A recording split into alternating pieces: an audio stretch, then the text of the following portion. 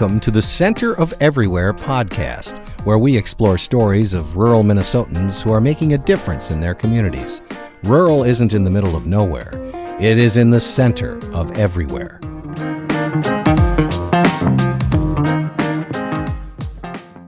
Hello, and welcome to Season 2, Episode 11 of the Center of Everywhere, a podcast created by the Center for Rural Policy and Development. I'm Kelly Asche, Research Associate for the Center. There's been a lot of discussion around housing shortages in rural Minnesota. This conversation has really been increasing at the state legislature. And a lot of the solutions that legislators talk about is how do we create more housing? And on the surface, this makes sense. If we were to take a look at a normal kind of healthy rural housing life cycle, what you might see is a step through a person's life. There's all these moments in which somebody might sell their house and move into another. So for example, you graduate college, you move, you might buy a house, or you might rent your first, through your 20s. You reach the age of 30, you're feeling more financially stable. You might buy your first house. That might be more of a starter house, or it might be a 2-bedroom kind of family style house. You get promoted at the age of 35 or 40, you're doing great at work. You might upgrade, get something bigger, something nicer. Your kids graduate from high school. You might move again and say, you know what, I don't need all this space. I'm going to downsize a little bit. You're reaching retirement and all of a sudden, you don't need that either. You don't want that second floor. You might want just one floor. And so you move again, you sell your house and you move into something more appropriate, and so on and so forth. At each stage of these, we see this kind of what we would call churn of housing. You're selling a house and moving into another. This all then depends on having that type of housing available. And so when policymakers are talking about housing shortages and how to solve this issue, it usually revolves around the idea of how do we supply more of it. And it could be anything from what might be called workforce housing to having more transitional housing for a person that is older, but not necessarily needing assisted living or anything like that. This all really does make sense. It's quite rational. But it also depends on having demand for that type of housing. And somebody needs to make a decision. They may say, yeah, I would love to live in a patio style transitional home, easy maintenance, take care of, as long as it's financially makes sense for that decision to be made. The Center for Rural Policy and Development just is releasing a report this week, Why Grandma May Stay at Home, Property Taxes and Home Ownership in Rural Minnesota, and it analyzes these 3 key pieces that shape the financial situation differently in a rural area versus a metro. These 3 pieces are the amount of annual property taxes that rural homeowners might pay, the likelihood that homeowners don't have a mortgage anymore on their home, that their mortgage has been paid off, and the third piece being utilities, utility rates, and what's the cost, really just shaping this overall context of what does it cost to be a homeowner in a rural area. And what does that mean then somebody wants to purchase a brand new home that may be more transitional type housing. With us today is actually the researcher and author of this report, Phil Jensen, who's a freelance data analyst and technical writer. He's a former professor and college administrator, was in a PhD in molecular biology, and has written a lot of data-driven reports on topics including education, molecular biology, taxation, and college athletics. Born and raised in Minnesota and lives with his wife and son in Duluth. And Phil, you contacted us last summer saying, hey, I'm hanging out. I got some capacity here. I'd love to volunteer some of my time to kind of take some look at some data and some research that you guys are interested in, but maybe don't have the capacity to do it. I know we really appreciated your time. We're loving this report. Welcome, Phil. Really appreciate you taking the time to kind of chat with us today on the podcast. Yeah, thanks for having me. I've never given a podcast before. And frankly, I think I've listened to about 5 and they're all from CRPD. So I hope this goes all right. Thanks. Yeah. So Phil, I guess the first question a lot of people might have, PhD, molecular biology, professor administrator, haven't really touched policy, data research, or housing. Tell us how you thought, coming to this topic maybe somewhat relates to the skill set that you have. Yeah, at some level, it sounds kind of odd to say, but data are just data, right? So whether they're about fruit fly genetics, which I've worked on, or education policy, which I've published on, or college hockey, I've written some data-driven stuff. I'm a Minnesotan, so that seems kind of natural. It's all just data. And so when I learned about the center, I I looked at some of the stuff. I thought it was really exciting, and not to flatter you, but I kind of got excited about how I could fit into that system. So I was so excited that I decided to volunteer a little bit. And thanks for giving me an outlet to do some work. So some of the stuff that we found right away seemed to kind of jump off the page, and I'm glad it worked for you guys too. So I guess talking about the report, for our listening audience, just so you all know, it's a very data-driven report. We didn't do any interviews or anything like that. It was really just looking at the basic financial situation that a rural homeowner might be facing that's different than a metro-based homeowner, and what that might seem or what that might mean in terms of churn, why somebody might want to move or not move out of their home into something else. I know the first thing that you kind of looked at was looking at property taxes zone. What are the differences? That's kind of an interesting topic because that, across not only housing, but I think state policymakers are always kind of interested in the whole property tax situation because it funds a lot of different things in our rural areas. And there's always this argument at state legislature, about who's paying more property taxes. But through the lens of looking at it from incentivizing home ownership and why somebody might not want to leave their single family home, even if, it's just one or two people living in it. What did you find, Phil? Yeah, it all stems from or my process, I guess, started from the CRPD report a couple of years ago about housing churn. And that was there were some quantitative elements to that, but that was largely qualitative. And so I thought maybe we could put some numbers to kind of the economic reality that people might be facing when they're making decisions about whether to transition to, for example, like you mentioned, a patio style transitional senior housing. So I decided to look at a few kind of concrete metrics that seem to be inarguable, just to kind of get a sketch of the landscape of how different the economics of housing might be across Minnesota's 87 counties. So we looked at the 87 counties across the state, and we just looked at a few simple metrics. One of them is of course, population. And in addition to population, whether the county is in a metro area as determined by the census. So for example, we typically think of the metro area as the 7-county metro, of course, and perhaps St. Louis and Stearns, Benton, and maybe Olmsted. But, the metro areas are a little bit bigger than that. So for example, Carlton County, we typically don't think of Carlton County, Cloquet, Carlton Renshaw being particularly metro, but they're technically in the Duluth metro area. So we use that distinction just as kind of a catch-all for metro generally. So when we did that, the first thing we did is we looked at the effective property tax rate. And that's an important distinction to make. We looked at the rate, the rate of taxation by percentage as determined by the estimated market value, et cetera.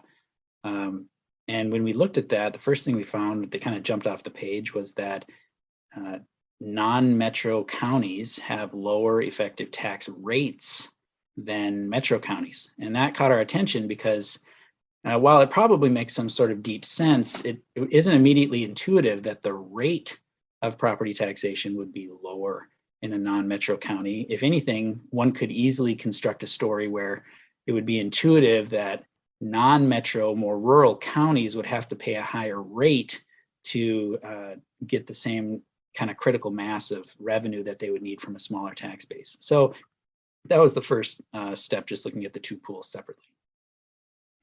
Yeah, and I think just for our listeners too, we found that surprising because I feel like a lot of folks, well, when we look at research in rural areas in general, it's typically a economies of scale issue, right? Like you don't have the economies of scale, so property taxes, the rate has to be higher in order to try and provide the services that are expected of our county, of our counties or schools or anything, to be at a certain level that is equitable across the entire state of Minnesota. And so, yeah, that was a little surprising that they're lower. Yeah. So the first pool that we looked at was that metro pool, and it's 27 counties ultimately, I think, in the state versus the other 60. We saw that difference. So the next question we asked was, well, there's a lot going into that, obviously. You might pay different rates because the magnitude or the absolute values of the services are different. So we wanted to control for whether there was this quote unquote metro effect, whether you're really paying more in metro areas because you're a metro area, or whether that's just because you have more people living in your area, right? So we just wanted to do a simple regression, multiple linear regression, and pulled that out.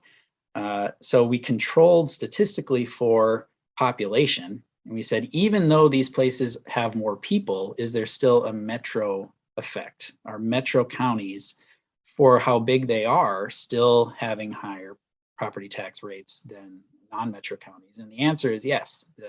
Even when you control for population size, you see this trend. So when we control for the other way, or when we control for both variables, actually population itself doesn't really play much of a role in predicting effective tax rate at all. It's really just, there's kind of a pool, a flat line among all metro county or all non-metro counties who pay a very similar effective tax rate, kind of an aggregate. And then metro counties pay a higher tax rate, kind of an aggregate. And within each group, that line is flat with regard to population. Within each group, non-metro counties, as your population gets bigger, your tax rate doesn't really go up. And within the metro counties, as your population goes up, your tax rate doesn't really go up any more than it already is. So it's just kind of a two-step system instead of a big trend that we would see throughout the state. So that was kind of the next step, to see if we were dealing with a metro effect or a population effect, in as much as we can separate them statistically. So the next step I know you took then was looking at, we know the tax rates are very similar, but amongst the metro counties and very similar amongst the non-metro counties. Not related to population, which is interesting. But then when we look at housing values, that's when we started to see some pretty significant relationships. Is that correct? Yeah, the next obvious thing, right? Kelly and I are talking as we go through the process here, and you're getting all of this in whatever 45 or 50 minutes, and it took a lot longer than that to put together. And clearly the next step is, well, you don't need to pay as much of a rate on your home because your home is worth more in a more metropolitan area. So we tried to control for median home value as well. So we got those data from the state, and then we did it probably is worth mentioning that obviously median home value is directly related to both population and metro status. So that's in the report just kind of as a control, right, to make sure that we're seeing the effects we want to see. But then we tried to model or tried to estimate what would be a typical property tax burden for a home in each of the 87 counties, like a typical home. So the way we did that is we took each of the 87 counties' effective tax rate, and we took each of the 87 counties' median home value, and we said, this is going to be our quote unquote typical tax burden, not a rate by percentage, but the number of dollars paid in a typical or median-ish household in each of the counties. And so when we did that, we took that kind of typical burden or typical number of dollars paid, and we again said, does this number go up and down, up or down, when we control for county population or the metro effect? And so we saw that it did go up. The burden went up. A lot of that is due to the housing price, of course. But something interesting happened when we did that. Yes, because of the housing price, the burden went up. People live in more expensive homes in metro areas, so their burden goes up. But the tax rate was impacted more by metro status and population, or metro status, than the home values were.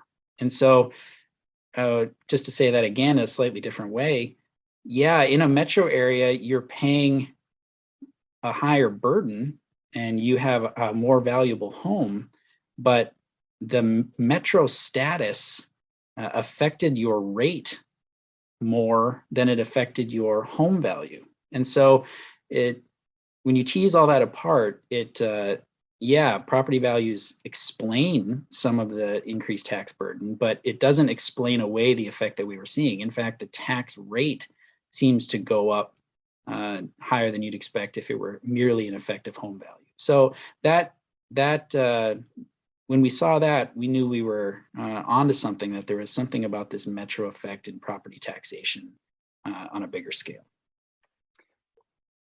So in layman's terms, Phil, I'm going to try and repeat this back to you, and you can tell me if I'm incorrect. But essentially, what that data analysis shows or kind of lays out is this idea that let's say I'm a retiree.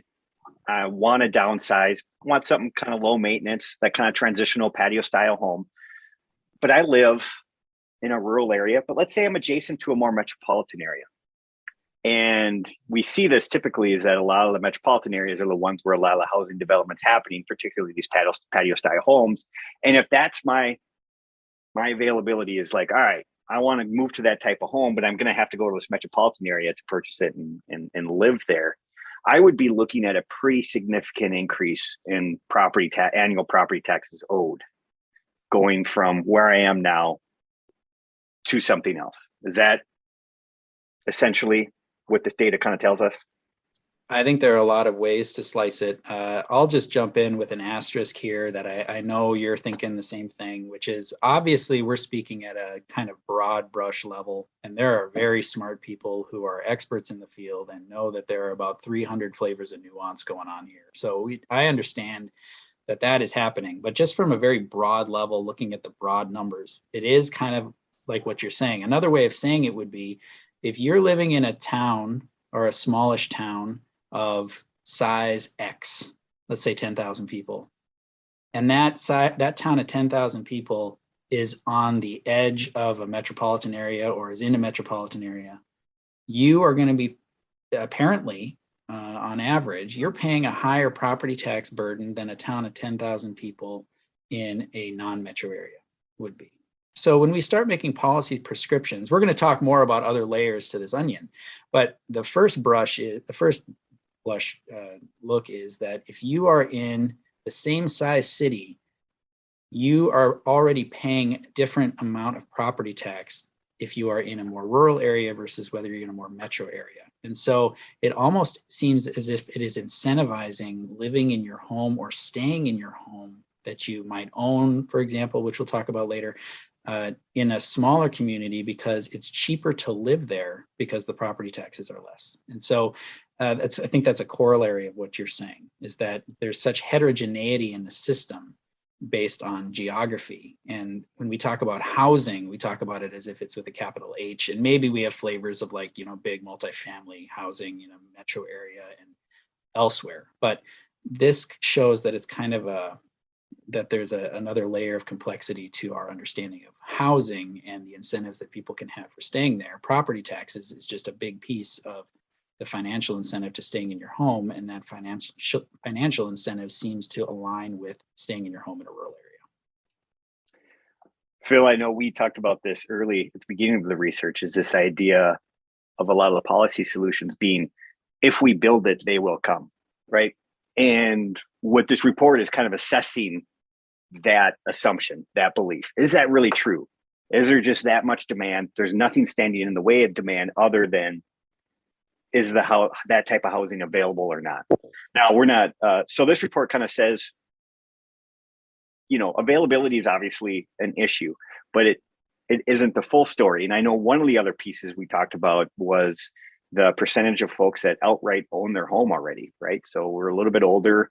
They got their house 30 years ago for $50,000.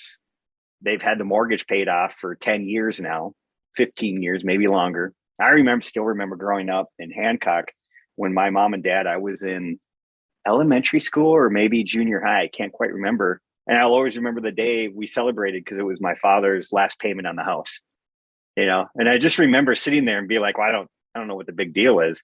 But now thinking back, I'm like, God, that is a huge deal. That last payment. I can't imagine that. I just bought my house a few years ago and I'm like, oh man, that's so long down the road. But, he was still 15 years from retirement. He had already owned the home. That mortgage payment was gone off the books. And there are a lot of rural folks that are like that. With the baby boomer generation retiring out, a lot of them have a lot of assets. So you took a look at that and what did you find, Phil? Yeah, we kind of wanted to do a double check to make sure that we were not barking up the wrong tree regarding what you just said. And so we did find that home ownership there's a higher rate of home ownership among households in rural counties in Minnesota than in metro counties in Minnesota. And that difference not only scales with the metro, non-metro difference, but it scales with population. So there are a few qualifiers here. There are a lot of reasons why this can happen, and they're all consistent, I think, with the finding, but we should just probably say them out loud. One, the median age in a rural area is typically higher, and so people have just had a longer time to pay off their home, just in absolute terms. So that's kind of an obvious one. But another obvious one is the housing is just cheaper. So if the salaries or the cost of living, other factors don't scale perfectly, you might be a little bit more likely to be able to afford to pay off your home right away than in a rural area than you would be in a metro area, just because that principal is lower from the beginning. Tie into what we just talked about, that you have more money to put toward principal, for example, every month because you're paying less in property tax on the amount that you owe. So now it's all starting to compound a little bit, where you're paying a lower rate on a lower priced home. And so now you have all of this, I'm not saying extra liquidity, but you're not nearly as into it for not only the higher home value, but also the higher tax rate on that home value. So we're starting to see a compounding effect, maybe. There are other issues, of course. Stability, size of home differs in a rural versus a metro area. So the price per square foot might even be similar, but typically it's not, because the houses are older and new build, the construction costs, et cetera, have scaled it all. So there are a lot of factors going into that number. But yeah, we're seeing that home ownership rates go up in a couple ways in rural areas. And I'll say a couple ways this way. Home ownership rates are higher in terms of households generally, regardless if they rent or own. So just as of the pool of households generally, a higher percentage of them own their homes outright without a mortgage, according to the American Community Survey, in rural areas than not. And that scales not only with this metro effect, metro versus not, like a two-step thing, but it also scales with population. The smaller the population of your county, the more likely your county is to have a higher rate of home ownership. So that is not only a two-step thing, metro, non-metro, but it's like a trend generally across the 87 counties.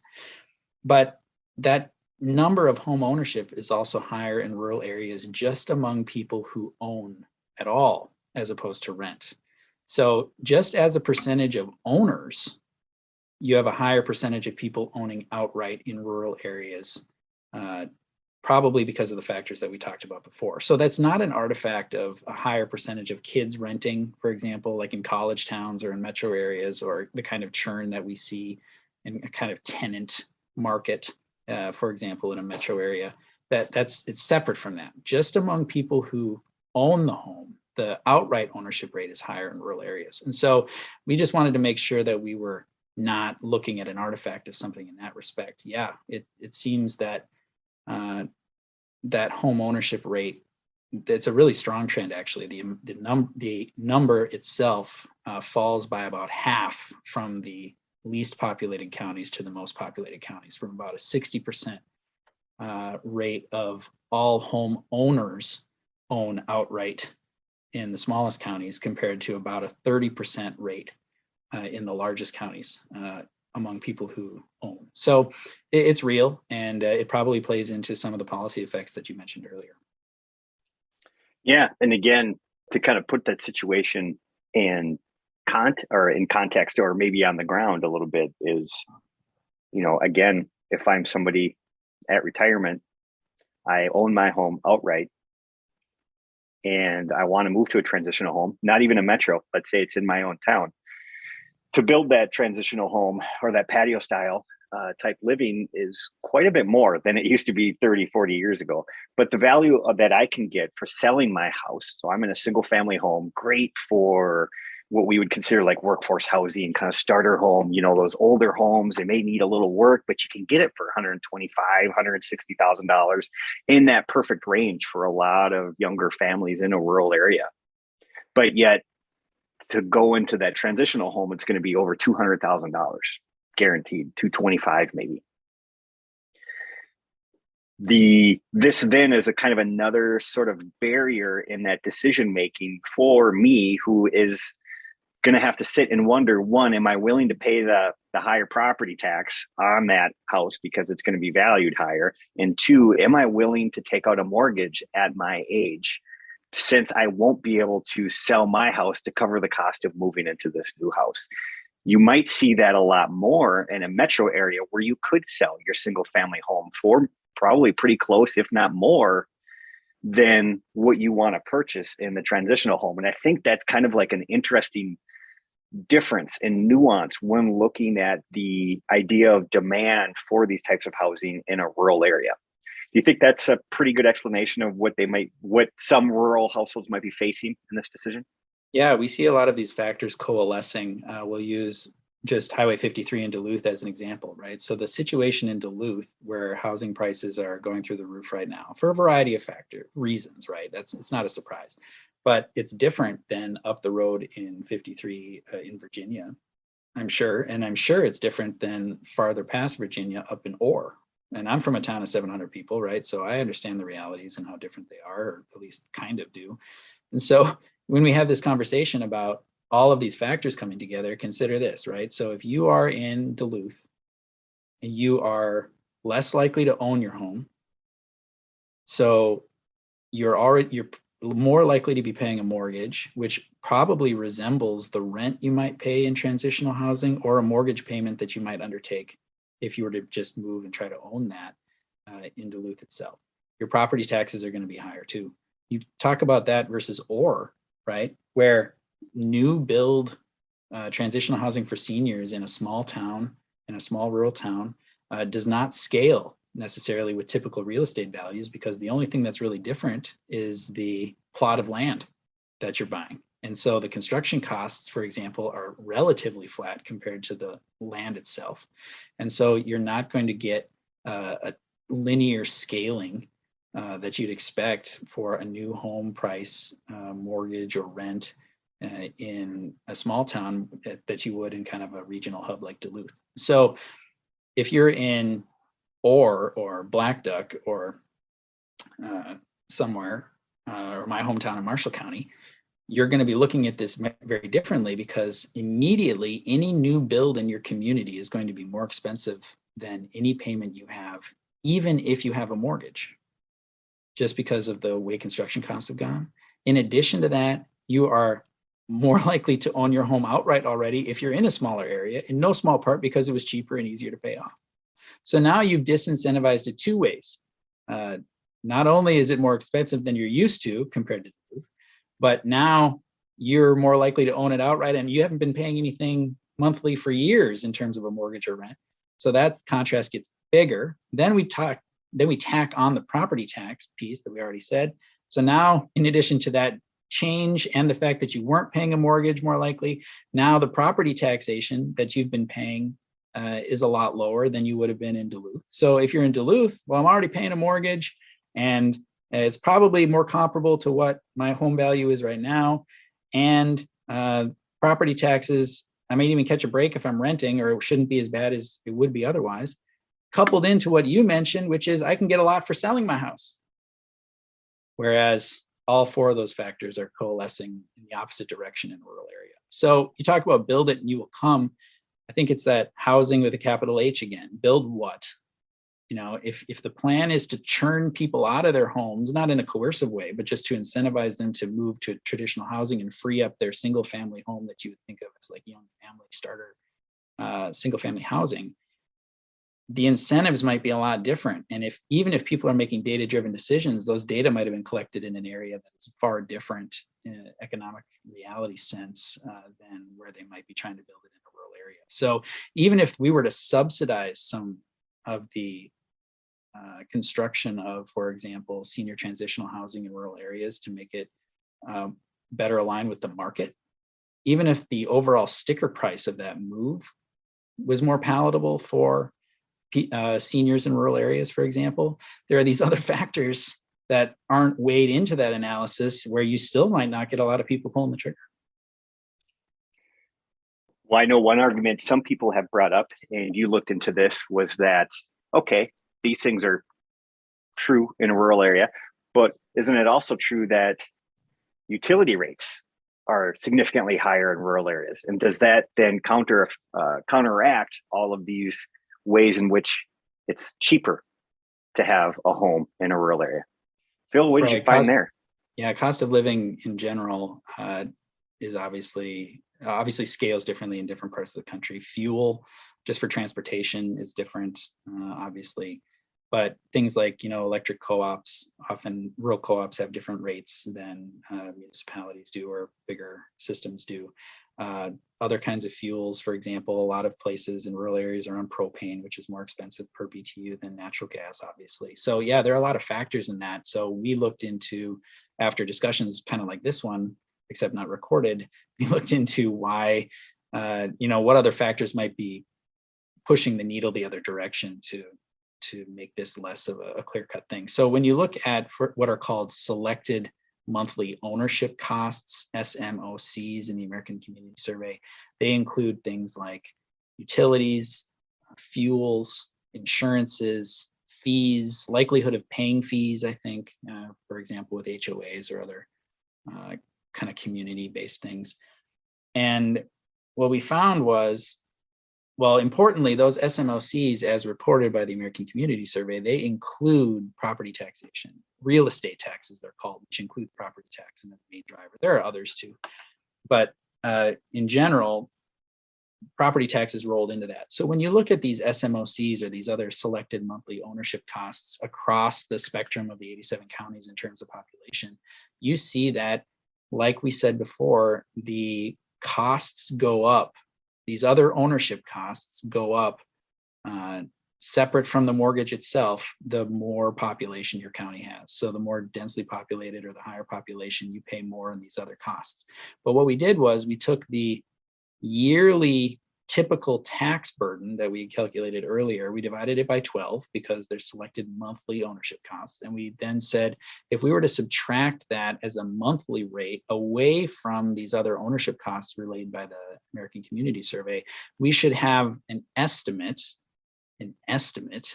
of these other costs like utilities and fuels and insurances and fees. And so when we did that, we found that there indeed, well, it kind of gets tricky because the associations become so weak. But overall, there are, when we take out the property taxation bit, the trend is that the higher the population gets, the lower your costs. But that association is quite weak, to the tune of, I don't know, let's say $30 a month across the entire spectrum of the 87 counties in Minnesota. And so that's a relatively small effect. And also it's not particularly robust. That effect is present in non-metro counties, the more rural areas. The smaller your county, typically the more your other costs are, maybe because you're more distant from a grid of some kind or more distant from a natural gas network, et cetera. But the association goes away in the metro counties. And the metro trend and the non-metro trend aren't actually statistically significantly different from each other. They're just kind of weakly, it's just that the non-metro counties have this weak effect and there's nothing really in the metro effect. And so then there's just kind of this very weak trend across the state. So the take-home message is that, yeah, there are slightly higher other ownership costs in rural areas, probably regarding fuel and utilities, but those effects are only seen when you take out the property taxes themselves. And when you leave the property taxes in there, they swamp out any effect pushing the other way that you see in rural areas. So really, yeah, there's an effect, but it's masked or disguised or just swamped out by property taxes overall. So that suggests to us that the property tax piece is really the main driver of the trends that we're seeing. So taking this all together, Phil, it seems like for any community that's thinking about building more housing or wants to increase their churn, particularly among seniors that might be in single family homes, it probably would be wise to do a little research on the demand side of things. I remember in Hancock, they had this conversation. The EDA was talking about, what if we put up these homes in downtown, and people they went around and started talking to homeowners, particularly that might be a bit older, and asked them, and they'd be like, "Oh yeah, we would love to have something like that," but there was no actual information related to this is what it's going to do for your costs as a homeowner, right? Like this is how much it's going to cost, and that reality might conjure a different response in terms of, yeah, no, I can't afford that, or yeah, I'd be willing to pay that extra to have that type of home. Because there is going to be that, right? I just think this report is just pumping the brakes on, like, this isn't just a supply issue. Is that accurate? Yeah, I like the pumping the brakes analogy. I think that's exactly it. It's not slamming on the brakes. It's not saying that it's misguided. It's not saying that it's a fool's errand at all. It's just saying that there are a lot of factors that might tie into this that are actually geographically really region specific. And so I guess another way of saying it is it's kind of death by a thousand cuts, right? You can look at any one piece of this and say, well, yeah, the property taxes are lower in rural areas. So I guess if they, I don't know, or if they're already owning their home outright, they're going to see a much bigger increase if they started renting than they otherwise. And yeah, I guess if we build in a rural area, there are going to be fewer people who are going to be interested because more of them own their homes. And yeah, I guess that it's true. I mean, there are just a lot of these things that any one of them, if you're sitting in a committee hearing or something, it's like, well, yeah, we can get over that. Yeah, we can get over that. But when you start adding them all together, the rates of ownership, the costs of ownership, to say nothing of, what you mentioned with the return, the windfall you'd get for selling your home, the rate with which you would sell your home, right? Now, we all understand housing is in a crunch everywhere. It's not like out in Mayberry, houses are sitting vacant forever, and in the cities they're going up. I mean, there's a crunch everywhere, but the rates are different, I think. And so that needs to factor in. If grandma is on a fixed income and that fixed income is going to now just be depleted by an increase in rent because she needs to move to some sort of transitional housing. And obviously we're not talking about like memory care or some like legit healthcare facility or like serious things that would be covered by other means. We're just talking about kind of a transitional, easier living kind of market solution. If that's true, if her house is going to sit on the market for 6 months as opposed to 6 days, that could be the difference in making that decision right now. So there are so many different features to that discussion that all this report wants to do is outline a few of them and put some numbers to them. And like you said, pump the brakes and say, look, that might be a good idea. You might have every unit filled in the first week that it's available and people signing on the dotted line because there is such a need. And that could open 10 or 12 or 14 homes in your community, and it might be great. However, when you put numbers to it, there are a lot of yellow flags that come up because at any one point you could run into a factor that slows down your purchase rate or your rentier rate just a little bit. And when you start in aggregate, you start looking at them, it could be the difference between crossing the threshold for making it worth it or not. So overall, it's one thing to talk about supply. It's another thing to talk about subsidizing supply. It's another thing to talk about market forces and how they impact rural areas differently. All those things are real. But I guess at the end of the day, things like this might tip the scales just enough that you might get some surprising results. So just be wary about using housing churn as a conduit for the results you want. It might be cheaper to build senior transitional housing per unit. It might be attractive to try to move people through the churn process out of existing standalone homes because they'd be more expensive to build on their own. But there's almost like a coefficient that gets multiplied through there where the probability changes depending on where you are. So you might not get quite the return that you're expecting. And in a tight system or a smaller system with a low critical mass, that small change could make a difference. Well, thanks a lot, Phil. Really appreciate it. I appreciated the analysis as a data guru myself. Love the approach, and we're excited to have the public read it and soak it in. So thanks again. Yeah, Phil. I mean, I want to reach out one more time and say thank you to CRPD for giving me the opportunity. I hope we're clear. I mean, people will have, property tax people will have things to say about that. And that's actually encouraged. My understanding of the CRPD's mission is to start and have that conversation among stakeholders in rural America or in rural Minnesota. So if this starts a conversation about exactly where those trade-offs are, then I feel like we'll have accomplished our goal.